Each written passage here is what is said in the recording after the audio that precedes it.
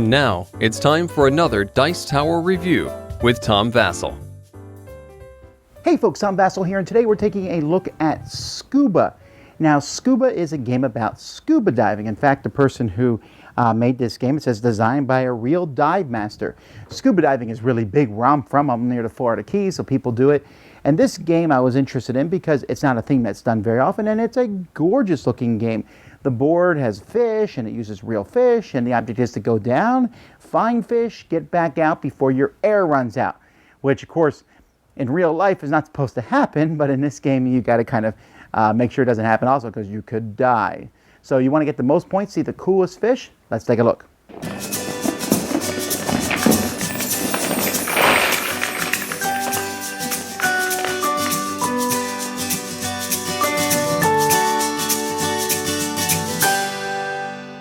The goal of this game is to get the most points by diving down and finding different fish, which are going to be worth various amounts of points as you go down.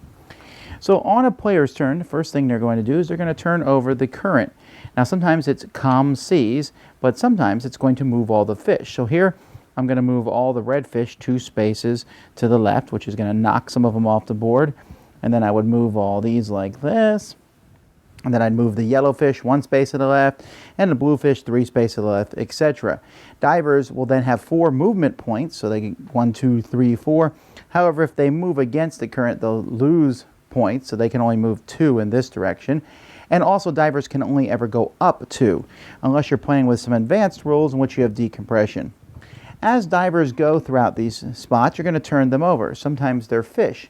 When you see a fish, you're going to place a tile of your color on that fish to show that you found it. You will then search the stack of cards that match that color and find that fish. So there I found the spotted drum. I take this card, put it face down in front of me. It's going to be worth 1 point at the end of the game. As divers are moving, they're also going to be dropping down cubes. This is to stand for you stirring up the sand. So you'll drop these cubes. Maybe I move like this here. So I turn this tile over. I found a fish there. I turn this tile over. If I have an event happen to me and this tile is just blank, nothing is there.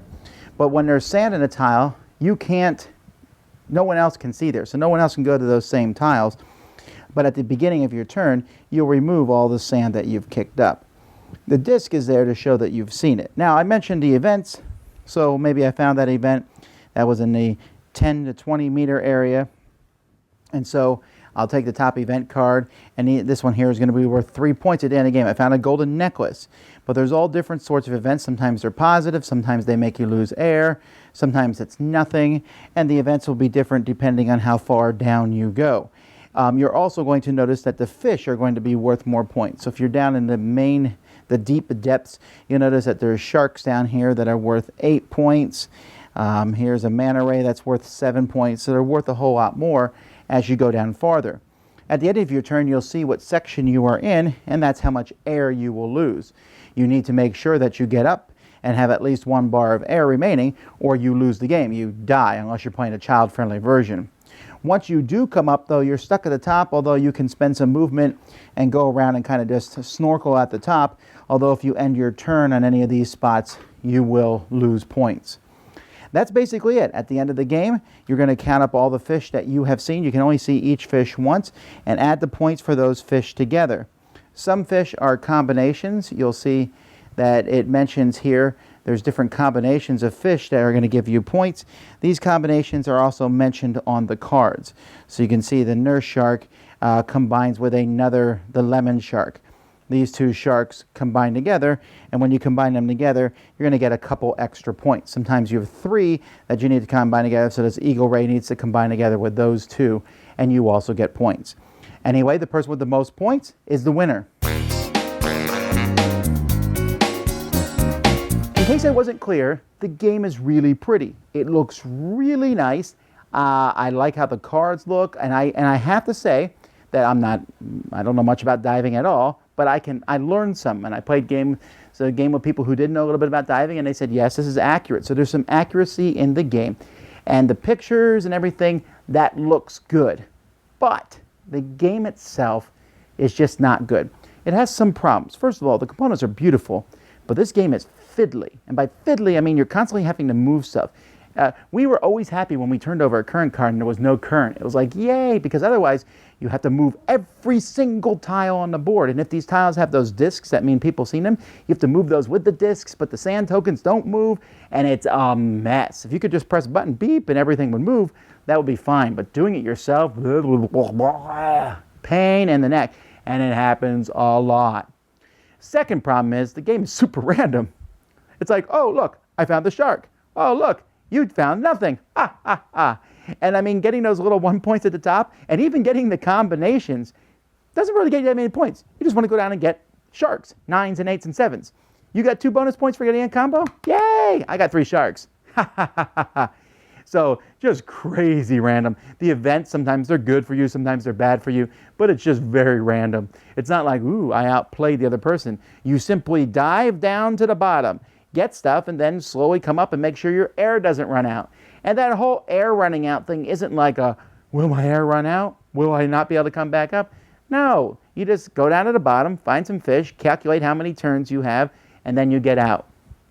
This just goes to show you, I'm always so worried when a game is designed by someone who's good at something. So this person who designed it is a good diver. Fantastic. Use that person as a consultant on a game. But I want someone who designs a fun game, and this is not a fun game. A little educational maybe, looks neat, but the fact is people are going to be frustrated. Maybe kids, as they go down and find stuff, will like that, but there's a lot of redundancies in the game. Like, why do I need to put a disc on a fish when I have the card for that fish? Yeah, you can keep your cards hidden, but why are we keeping cards hidden? I can count, there's not like that many fish in a game. I can count the points that you've gotten, and if you have the card for the fish, you put a disc on it too, but that disc we got to move around. It's just very problematic. So unfortunately, I can't really recommend this one. It might be worth looking at, if you want to learn about scuba diving, but I guess if you want to learn about scuba diving, maybe you could just go scuba diving. It's a great theme though. I love to see this used in more better games. Dice Tower Judgment, ultimately not a good game. Thanks so much for watching the Dice Tower videos. Find more great videos and reviews, as well as our top-rated audio podcast at Dicetower.com. You can also find other great shows at Dicetowernetwork.com. I'm Eric Summerer, and you've been watching The Dice Tower. The Dice Tower is sponsored by Cool Stuff Inc., where you can find great games for great prices. Cool stuff in stock. Check them out at CoolStuffInc.com. Staying indoors.